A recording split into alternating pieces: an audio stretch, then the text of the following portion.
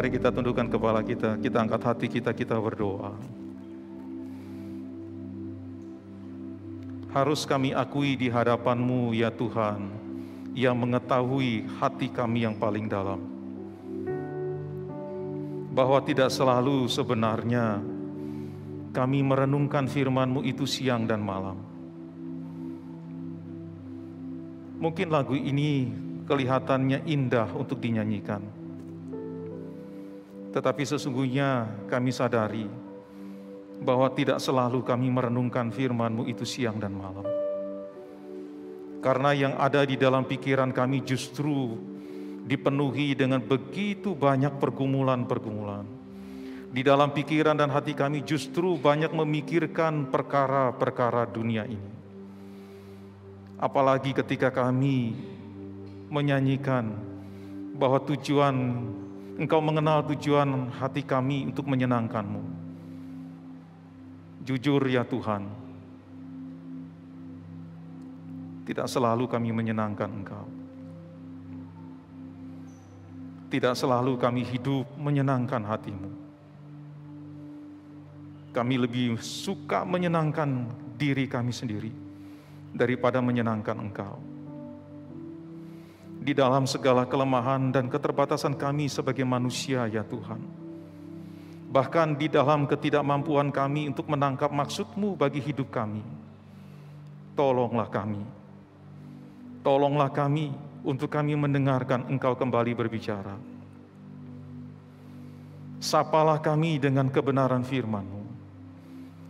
Ya Roh Allah yang hidup, terangkanlah kebenaran firman Allah itu di dalam hati dan pikiran kami. Hancurkanlah segala kekerasan hati kami. Tundukkanlah kami di bawah kuasa dan otoritas firman-Mu itu. Dan mampukan kami untuk kami menghidupinya di dalam perjalanan hidup kami. Supaya apa yang kami nyanyikan bahwa tujuan hidup kami adalah untuk menyenangkan-Mu, senantiasa terwujud di dalam kata dan tindakan kami. Pakailah hamba-Mu untuk menyampaikan berita firman-Mu. Kiranya Engkau berkenan atas segala perenungan hatinya. Di dalam Yesus Kristus Tuhan dan Juru Selamat yang setia kami berdoa. Amin. Shalom Bapak Ibu Saudara-saudari terkasih di dalam Tuhan. Sungguh satu sukacita bisa berjumpa Bapak Ibu Saudara setiap minggu. Kadang saya menantikan bisa bertemu Bapak Ibu Saudara-saudari sekalian, begitu ya. Hadir bersama-sama, kita beribadah bersama-sama. Tadi Alan menggunakan bahasa Mandarin, kalau dia tidak terjemahkan mungkin saya nggak bisa, begitu ya. Saya hanya bisa ngomong, Nimen Tachiahao. Ya, saya hanya bisa bilang itu aja. Kalau dilanjutkan lagi, nanti saya belajar lagi dulu sama Alan gitu kan ya. Bapak Ibu Saudara yang saya kasih di dalam Tuhan, hari ini kita akan berbicara mengenai apakah uang itu solusi segalanya. Nah Bapak Ibu Saudara yang saya kasih di dalam Tuhan, Alkitab itu mencatat ada lebih dari 2.300 ayat berbicara tentang uang. Di dalam pengajaran, di dalam perjanjian baru, khususnya di dalam pengajaran Yesus, bicara mengenai uang itu menempati porsi 15% dari seluruh pengajaran Tuhan Yesus di dalam Injil. 15%, itu satu jumlah yang cukup banyak Bapak Ibu Saudara. Nah Bapak Ibu Saudara yang saya kasih di dalam Tuhan, di dalam 15% itu juga termasuk Tuhan Yesus itu berbicara mengenai yang namanya kepemilikan, ketamakan, ya termasuk uang gitu ya, berbicara mengenai kekayaan. Satu jumlah yang sangat fantastis sebenarnya ya, 2.300, tepatnya itu sekitar 2.350-an sekian gitu ya, mengenai uang. Satu jumlah yang sangat fantastis sekali. Nah Bapak Ibu Saudara, Tuhan itu memandang serius sebenarnya persoalan uang. Ya, Tuhan memandang serius persoalan kepemilikan, kekayaan, dan hal-hal yang berkaitan dengan yang namanya uang. Nah, karena itulah porsi itu mendapatkan satu porsi yang besar di dalam firman Tuhan ketika berbicara uang. Nah, di satu sisi yang lain, kenapa firman Tuhan itu menekankan begitu besar sekali tentang uang, Bapak Ibu Saudara? Karena memang ada potensi besar uang itu menarik orang itu bukan lagi kepada Tuhan, tetapi kepada diri sendiri. Seorang sosiolog teolog dari Prancis itu namanya Jacques Ellul, dia menuliskan bahwa uang itu perlu ada. Ya, uang itu memang perlu ada. Kalau tadi pakai bahasa Mandarin itu uang itu ya memang bukan satu-satunya ya, tapi perlu ada. Tetapi dari sisi Jacques Ellul, uang itu perlu ada. Kenapa? Karena melalui uang itu kita bisa melihat sebenarnya orientasi hati kita itu kemana, katanya. Uang itu sebenarnya ketika kita lihat uang, ya, kita bisa tahu katanya hati kita itu lebih condong kemana? Ke uang atau ke Tuhan. Maka dia bilang itu, uang itu perlu ada. Nah, Bapak Ibu Saudara yang saya kasih dalam Tuhan, seorang penulis lain, seorang bernama Randy Alcorn, dia menulis satu buku, Money, Possessions, and Eternity. Ya, dia seorang pendiri Eternal Perspective Ministry, jadi pelayanan yang berhubungan dengan perspektif masa depan. Dia menuliskan di dalam bukunya bahwa none of us can enthrone the true God unless in the process we dethrone our other gods. Jadi dia menuliskan tidak ada seorang pun sebenarnya yang dapat, ya bahasa saya ya, mendudukan Allah di tahtanya itu, Allah yang sejati dituduhkan di tahtanya, kecuali orang tersebut bisa melengsarkan Allah-Allah lain yang ada di dalam hatinya. Dan Allah-Allah itu adalah materi dan uang di antaranya. Nah, Bapak Ibu Saudara yang saya kasih di dalam Tuhan, karena itu pagi ini kita mencoba berbicara mengenai apakah uang itu solusi dari segalanya. Mari saya mengajak kita membaca dari firman Tuhan yang terambil dari Lukas 12 ayat 13 sampai 21.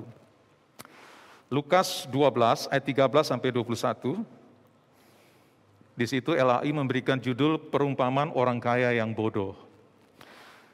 Demikian firman Tuhan, Lukas 12 ayat 13 sampai 21. Seorang dari orang banyak itu berkata kepada Yesus, "Guru, katakanlah kepada saudaraku supaya ia berbagi warisan dengan aku." Tetapi Yesus berkata kepadanya, "Saudara, siapakah yang telah mengangkat aku menjadi hakim atau pengantara atas kamu?" Katanya lagi kepada mereka, "Berjaga-jagalah dan waspadalah terhadap segala ketamakan. Sebab walaupun seorang berlimpah-limpah hartanya, hidupnya tidaklah tergantung daripada kekayaannya itu." Kemudian ia mengatakan kepada mereka suatu perumpamaan, katanya, "Ada seorang kaya, tanahnya berlimpah-limpah hasilnya. Ia bertanya dalam hatinya, apakah yang harus aku perbuat? Sebab aku tidak mempunyai tempat di mana aku dapat menyimpan hasil tanahku." Lalu katanya, "Inilah yang akan aku perbuat. Aku akan merombak lumbung-lumbungku dan aku akan mendirikan yang lebih besar. Dan aku akan menyimpan di dalamnya segala gandum dan barang-barangku. Sesudah itu aku akan berkata kepadamu, kepada jiwaku, jiwaku, ada padamu banyak barang, tertimbun untuk bertahun-tahun lamanya. Beristirahatlah, makanlah, minumlah, dan bersenang-senanglah." Tetapi firman Allah kepadanya, "Hai engkau orang bodoh, pada malam ini juga jiwamu akan diambil daripadamu. Dan apa yang telah kau sediakan, untuk siapakah itu nanti? Demikianlah jadinya dengan orang yang mengumpulkan harta bagi dirinya sendiri, jikalau ia tidak kaya di hadapan Allah." Nah, Bapak Ibu Saudara yang saya kasih di dalam Tuhan, sebelum saya masuk ke dalam Lukas, firman Tuhan di dalam catatan yang lain, di dalam Ibrani pasal 13 ayat 5 juga menyatakan demikian. Janganlah kamu menjadi hamba uang. Terjemahan bahasa Indonesia sehari-hari itu mengatakan demikian. Janganlah hidupmu dikuasai oleh cinta akan uang. Janganlah hidupmu dikuasai oleh cinta akan uang. Berbicara mengenai cinta akan uang, itu berarti berbicara fakulti kita yang paling dalam itu apa? Di hati kita itu, pusat moral kita. Ketika hati kita itu condong kepada cinta akan Tuhan, cinta akan uang, Maka sebenarnya uang itu sudah menjadi penguasa, sudah menjadi tuan atas hidup kita.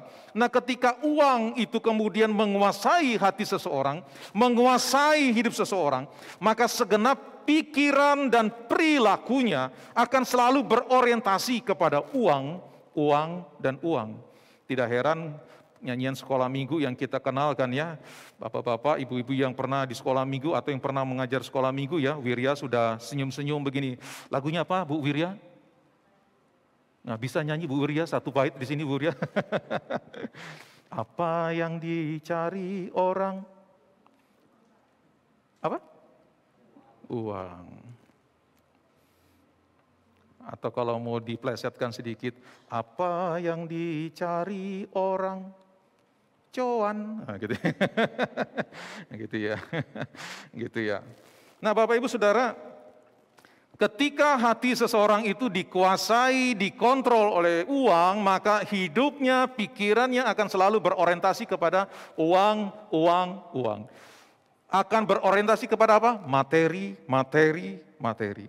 Nah, karena itulah Bapak Ibu Saudara, kepada murid-murid Tuhan Yesus, di dalam Lukas pasal 16 ayat 13 itu Yesus berkata kepada murid-muridnya, seorang hamba tidak dapat mengabdi kepada dua tuan. Karena jika demikian ia akan membenci yang seorang dan mengasihi yang lain. Atau ia akan setia kepada yang seorang dan tidak mengindahkan yang lain. Kamu tidak dapat mengabdi kepada Allah dan kepada Mammon. Harus pilih salah satu, karena itulah penulis tadi itu Randy Alcorn itu dia mengatakan, tidak ada seorang pun bisa menempatkan Allah pada tahtanya itu, ya Allah yang sejati itu, kecuali manusia itu menurunkan terlebih dahulu Allah lain yang sedang bercokol di dalam hatinya, menguasai hidupnya, dan salah satunya adalah uang ataupun materi. Nah, Bapak Ibu Saudara yang saya kasih di dalam Tuhan, karena itulah pagi ini kita bersama-sama mencoba belajar apakah uang itu solusi segalanya. Namun sebelum membahas sampai pada satu titik, apakah uang itu solusi segalanya, saya ingin mengajak kita melihat, bicara mengenai prinsip kepemilikan di dalam Alkitab, prinsip kepemilikan.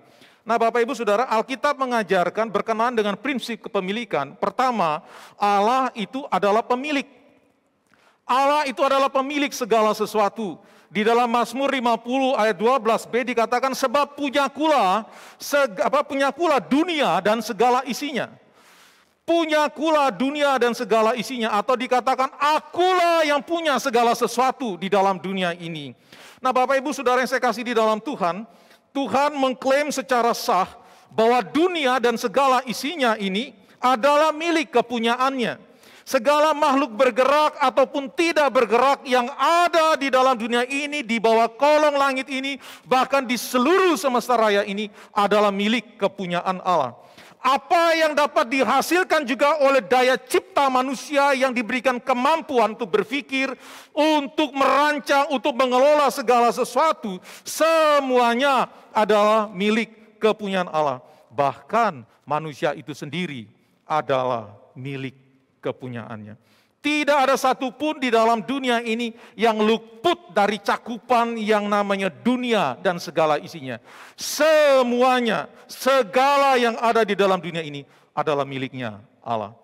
Tetapi mari kita perhatikan kisah yang tadi kita baca di dalam Lukas 12 ayat 13 sampai 21.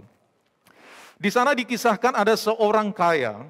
Ya, perumpamaan itu ya, ketika Tuhan Yesus mengisahkan satu perumpamaan, ada seorang kaya yang memiliki harta, memiliki banyak harta. Di Alkitab menggambarkan apa? Hasil ladangnya itu berlimpah-limpah. Dalam segala kelimpahannya, ia merasa, ya kalau kita perhatikan di kisah itu, di dalam segala kelimpahan ini kemudian dia berpikir, waduh ternyata gudang untuk penyimpanan hasil ladangku ini tidak cukup katanya. Dia lalu berpikir, apa yang saya harus lakukan? Oke, kalau gitu saya bangun gedung atau gudang yang lebih besar. Maka dirombaklah gudangnya yang kecil itu, jadi gudang yang besar, kemudian dia mulai menyimpan segala hasil ladangnya. Lalu Bapak Ibu Saudara, setelah semua itu ditampung, disimpan di dalam ladangnya, apa yang kemudian dia pikirkan?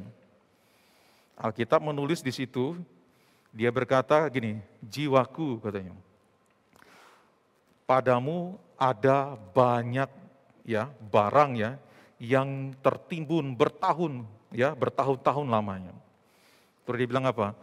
Karena itu beristirahatlah, makanlah, minumlah katanya, bersenang-senanglah katanya. Bapak Ibu Saudara yang saya kasih di dalam Tuhan, kalau kita membaca kisah ini sebenarnya, di sini seakan-akan Tuhan Yesus itu sedang mendeskripsikan kepada kita satu gambaran kisah akan keberadaan manusia yang merasa bahwa dirinya itu adalah pemilik.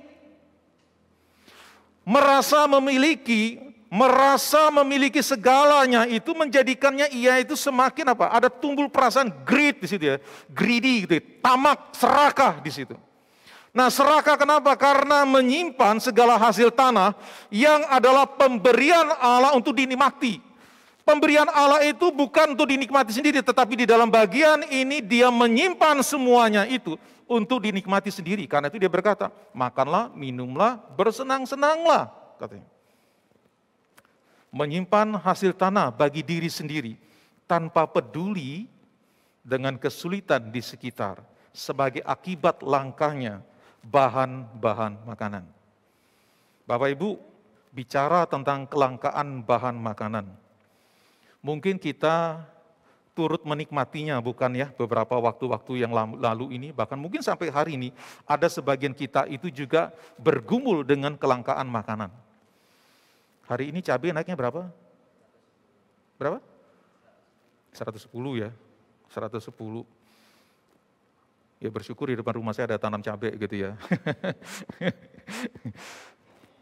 Tapi beberapa waktu yang lalu Bapak Ibu Saudara sekalian, apa yang langka? Minyak goreng. Ya, siapa yang turut pergi mencari minyak goreng ke sana kemari? Oh, Alan angkat tangan. Saya juga angkat tangan Bapak Ibu Saudara. Kenapa? Karena saya mencoba pergi ke minimarket satu ke minimarket satu. Tidak ada, tidak dijumpai. Ada yang bilang, Pak perginya pagi-pagi. Pagi jam berapa? Jam 6. Siapa yang mau pergi antri jam 6 pagi, pergi antri minyak goreng gitu kan ya. Ya udahlah kalau gitu manggang saja kan masih bisa, kan dipanggang aja ya. Dimakan panggang itu kan bisa aja gitu kan ya. Sulit sekali. Kenapa Bapak Ibu Saudara yang saya kasih di dalam Tuhan? Karena ada begitu banyak ya orang-orang menimbun minyak goreng. Menimbun minyak goreng dengan tujuan apa? Supaya harga di pasar itu dipermainkan. Ya, kalau barangnya langka, maka kan permintaan banyak, barang langka, maka harga kan bisa naik kan? Dan itu yang terjadi bukan? Sehingga menyulitkan banyak orang. Mungkin bagi sebagian kita tidak terlalu sulit, karena kita mungkin punya uang, kita bisa beli. Tetapi bagi orang-orang yang sangat di bawah, ekonomi yang sangat di bawah itu sangat menderita sekali.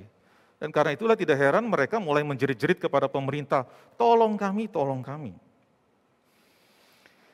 Bapak Ibu Saudara, tindakan penimbunan semacam ini seperti yang dilakukan juga oleh orang kaya di dalam kisah yang diceritakan Yesus ini, sebenarnya bergerak keluar secara harus itu dari hati dan cara berpikir yang egoistik dan serakah. Merasa bahwa semuanya itu adalah milik pribadi. Sebagai milik pribadi kemudian berhak menggunakannya menurut cara dan keinginan sendiri, tanpa melihat akibat atau dampak yang ditimbulkan dari tindakan tersebut.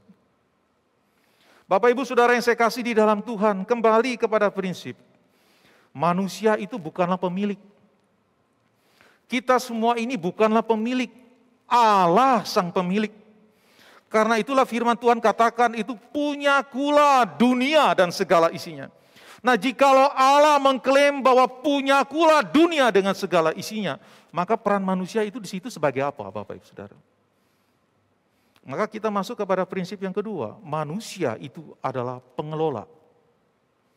Manusia itu adalah pengelola. Atau bahasa yang lain sering dipakai itu adalah stewardship. Stewardship itu adalah penata layan. Manusia dipercayakan untuk menata apa yang Tuhan percayakan. Nah, di dalam perumpamaan Tuhan Yesus tentang talenta, Bapak Ibu Saudara, kita menjumpai itu bagaimana seorang tuan atau raja itu menitipkan sejumlah uang kepada hamba-hambanya untuk dikelola. Baik tuan maupun raja ini sebenarnya menginvestasikan miliknya kepada hamba-hambanya itu untuk dikelola, supaya nanti mendapatkan cuan, keuntungan, gitu kan ya. Nah, di dalam catatan Matius pasal 25 ayat 14 sampai 30, penulis Matius itu menggunakan frase itu mempercayakan hartanya. Perhatikan di situ. Mempercayakan hartanya. Dan harta tersebut di dalam Matius itu berupa apa? Uang. Disebut ada 5 talenta, 2 talenta, dan 1 talenta. Penyebutan talenta itu menunjukkan bahwa sebenarnya uang yang dipercayakan, uang yang dititipkan untuk dikelola itu bukanlah jumlah uang yang kecil. Uang yang sangat banyak sekali. Nah, Bapak Ibu Saudara, kalau kita lihat juga di dalam catatan Lukas 19 ayat 11 sampai 27, di sana menggunakan kata apa? Menggunakan kata memberikan. Artinya Tuhan itu memberikan sejumlah uang kepada hamba-hambanya itu untuk dikelola. Nah, baik kata mempercayakan atau memberikan memiliki makna yang sama dan menegaskan hal yang sama sebenarnya. Bahwa harta atau uang tersebut bukanlah milik mereka. Mereka hanyalah orang-orang yang dipercayakan untuk mengelola keuangan tersebut. Sebagai orang yang dipercayakan kepemilikan sang Tuan, maka tugas seorang penata layan adalah mengelola uang tersebut sehingga dapat menghasilkan keuntungan.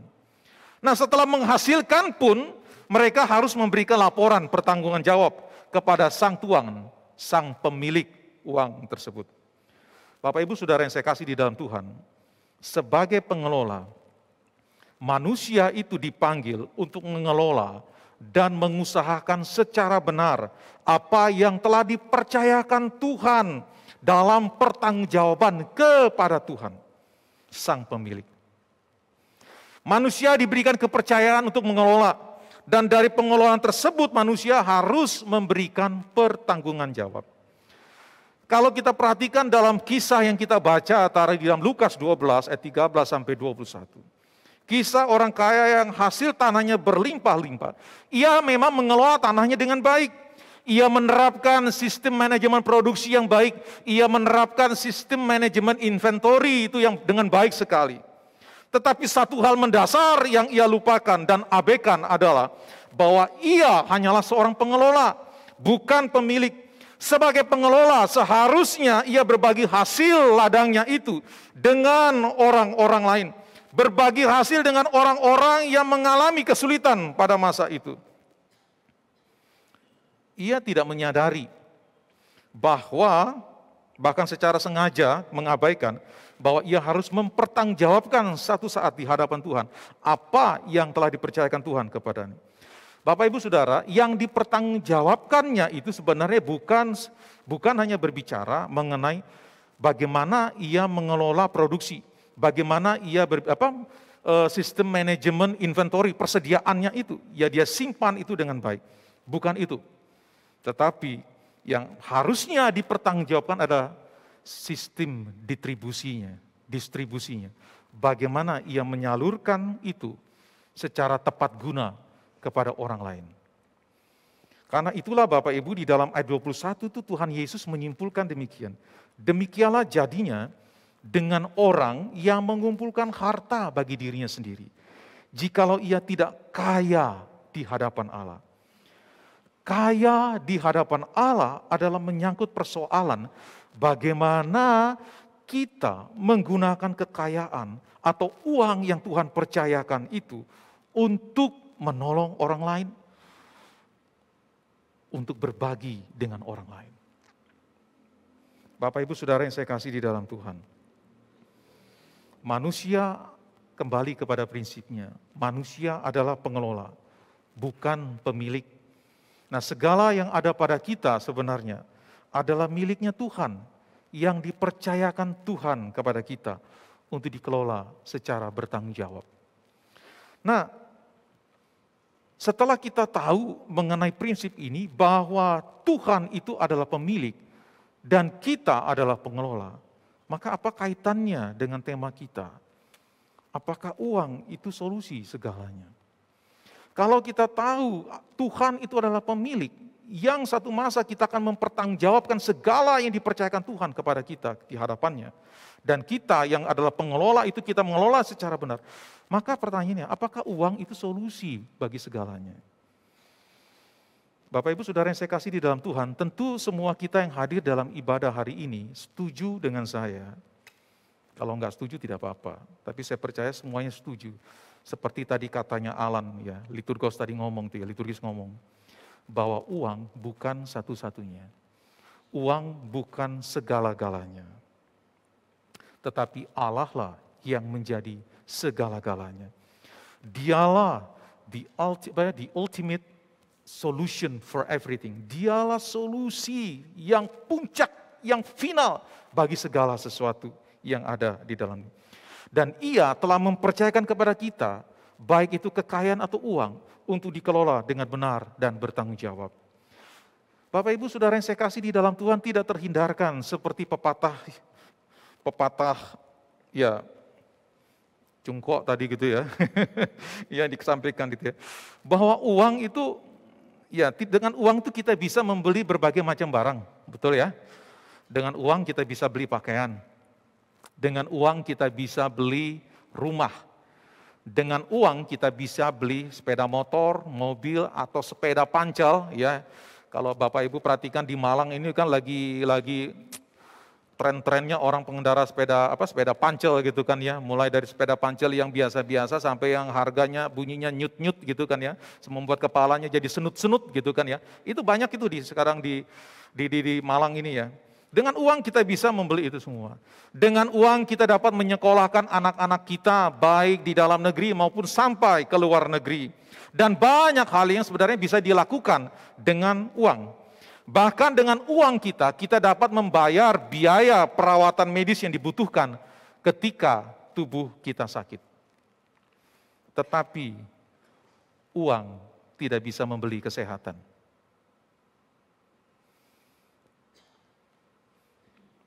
Bapak Ibu Saudara, beberapa bulan ini kan saya diizinkan untuk terus stay di rumah sakit. Paling tidak minimal ya, bukan minimal. 1 minggu itu 3 kali saya harus berada di rumah sakit.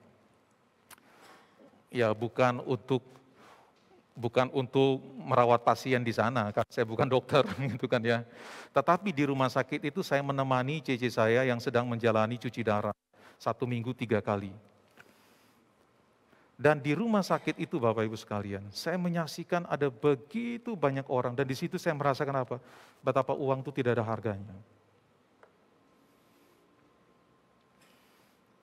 Seorang pasien cuci darah, Bapak Ibu Saudara, ada namanya kan cuci darah yang biasa-biasa gitu ya. Tetapi ada cuci darah yang namanya itu HDF gitu ya. Dan HDF itu tidak di-cover BPJS. Tapi sementara bagi setiap pasien cuci darah, disarankan dalam 1 bulan minimal 1 kali, dia harus melewati proses cuci darah dengan alat yang HDF itu. Ada yang tidak bisa membayar. Jadi dia hanya bisa menggunakan fasilitas BPJS ya pakai cuci darah yang biasa. Tetapi ada yang saya perhatikan, orang yang menggunakan fasilitas itu setiap minggu 1 kali, dia pakai asuransi. Ya, pakai asuransi. Dan asuransinya bilang unlimited gitu ya. Dia bisa membeli, dia bisa membayar fasilitas untuk cuci darah itu yang dengan fasilitas asuransi yang unlimited itu. Tetapi tidak bisa membeli kesehatan. Dia tetap terbaring cuci darah terus. 1 minggu 3 kali. Seorang yang lain, seorang anak muda, masih remaja, hanya karena kecelakaan saat bermain sepak bola. Lagi bermain sepak bola itu kan bukan hanya kaki yang bermain kan ya. Kadang lari-lari gini kan tangan tuh kan ikut nyenggol-nyenggol. Ketika dia lagi berebut bola dengan temannya, tidak terasa siku temannya ini hantam di sininya. Di sininya. Anak itu terjatuh. Tetapi ketika terjatuh dia merasa seperti tidak terjadi apa-apa. Dia masih bisa tetap bermain. Setelah selesai bermain, dia pulang ke rumah, mandi sore, duduk kemudian plok begini, kayak orang kena stroke. Dibawa larikan ke rumah sakit, di rumah sakit mau ditangani, ternyata rumah sakit bilang kita tidak mampu karena alat kita terbatas. Rujuklah dia ke rumah sakit di Saiful Anwar di Malang. Anak itu dari Kediri. Dirujuk sampai ke Kediri di rumah sakit Saiful Anwar. Dokter bilang harus di MRI, di MRI. Tapi Bapak Ibu tahu pasien BPJS MRI-nya bagaimana? Apakah langsung ditangani? Enggak. Sakitnya dia itu bulan Juni kemarin. Dia punya jadwal MRI itu bulan Agustus. Dalam hati saya pikir, lah kalau pasiennya mati, ya apa? Ngobrol sama dengan bapaknya di situ, dia bilang, kalau ada uang Pak, langsung ditangani.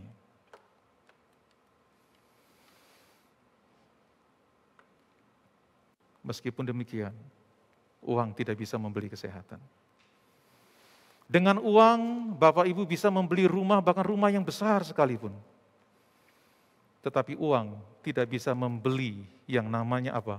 Kerukunan dan kehangatan dalam keluarga. Justru karena uang, saudara bertengkar, saudara berkelahi, hanya merebutkan uang. Dengan uang, Bapak Ibu bisa membeli tempat tidur yang paling nyaman sekalipun. Membeli kasur yang paling empuk sekalipun.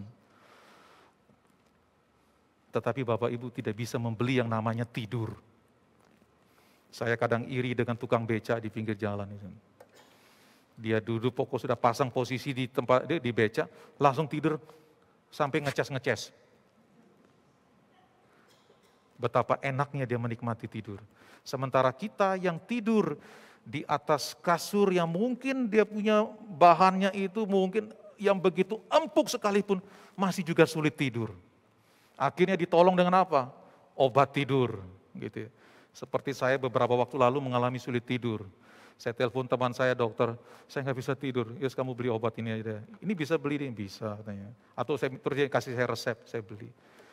Tapi jangan minum sering-sering lah ya gitu. Kalau kamu udah bisa tidur, baru minum. Apa sudah bisa tidur, jangan minum.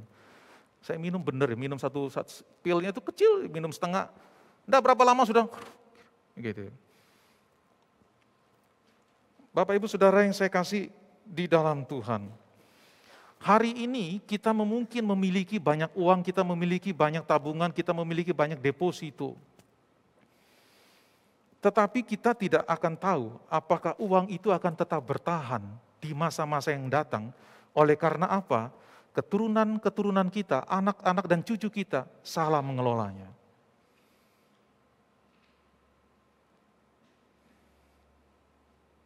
Karena itulah sebenarnya pengkhotbah yang telah mengalami begitu banyak sekali kelimpahannya. Dia ketika melihat segala sesuatunya itu, dibilang ada orang yang bekerja keras untuk mencari uang, mendapatkan kekayaan itu. Dia dapat gitu ya. Tetapi dia bilang apa akhirnya? Tapi itu pun sia-sia. Kenapa? Lah nanti dia mati, yang nikmati bukan dia. Orang lain yang nikmati. Anak-anaknya, bahkan belum tentu anak-anaknya itu bisa mengelolanya dengan baik. Bahkan uang sama sekali tidak bisa membeli kehidupan yang sejati. Orang bisa membeli rokok mild itu ya bikin hidup lebih hidup katanya gitu ya. Lostamasta, kalau zaman dulu bilang gitu ya. Bikin hidup lebih hidup kata dibilang begitu kan ya. Tetapi itu bukan bikin hidup lebih hidup itu rokok tuh. Malah bikin hidup cepat mati gitu kan ya.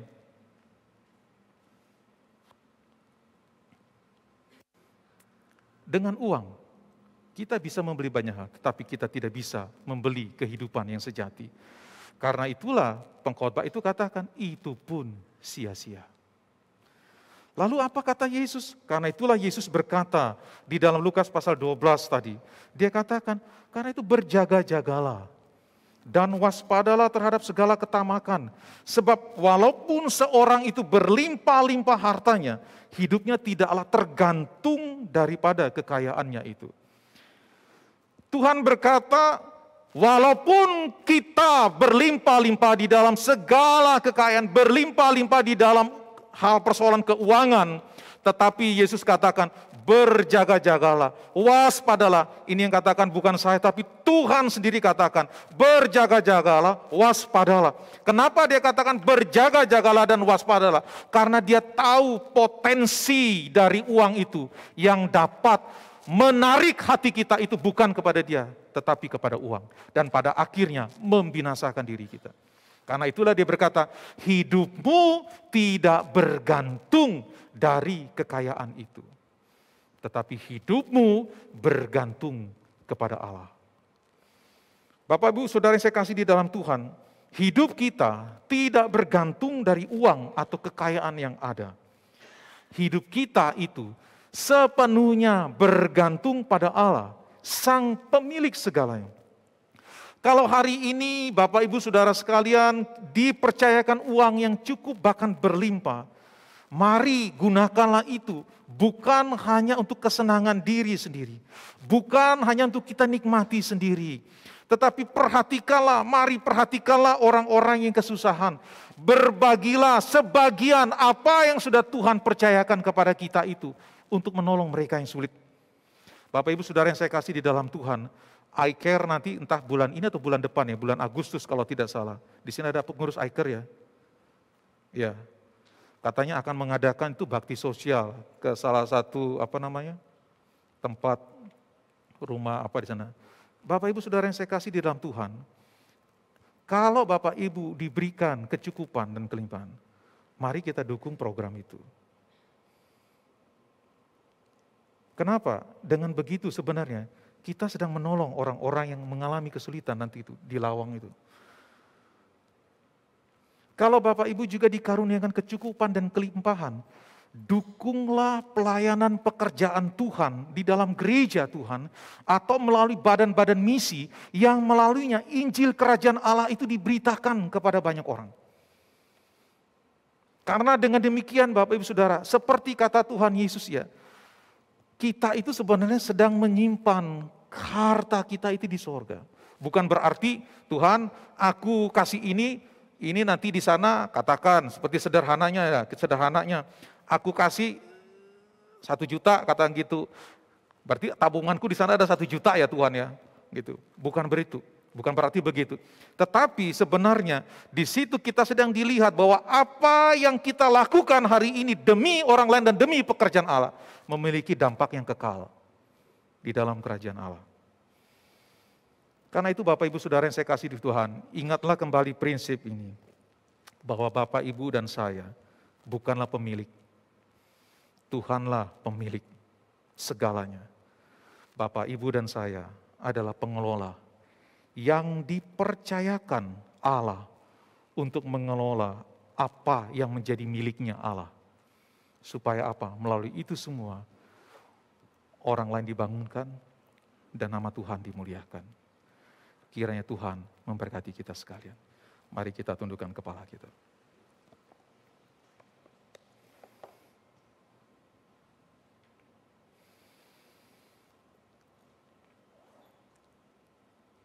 Tuhan, tuntunlah kami untuk menghidupi firman yang kami dengar hari ini. Supaya bukan hanya sekedar kami dengar, tetapi kami wujudkan di dalam tindakan dan kata kami setiap hari. Kami mengucap syukur atas kecukupan, bahkan kelimpahan yang Tuhan karuniakan kepada kami. Tetapi kami sadari bahwa kecukupan dan kelimpahan itu bukan supaya kami nikmati sendiri, tetapi supaya kami dapat menolong orang lain, bahkan mendukung pekerjaan pelayanan di dalam kerajaan-Mu, supaya Injil kerajaan-Mu itu juga dapat tersebar luas. Terima kasih untuk segala kemurahan-Mu dalam hidup kami. Terima kasih untuk segala pemberian-Mu yang kami nikmati dan alami sampai hari ini. Tolonglah kami untuk membawa itu semua juga kepada orang lain, supaya orang lain juga boleh mengalami kasih dan kenikmatan-Mu itu. Terima kasih ya Bapa di sorga. Firman-Mu sudah berhenti disampaikan. Biarlah roh Allah yang hidup bekerja terus mengingatkan kami di dalam sepanjang perjalanan hidup kami. Di dalam Yesus Kristus Tuhan dan Juru Selamat kami berdoa dan bersyukur. Amin.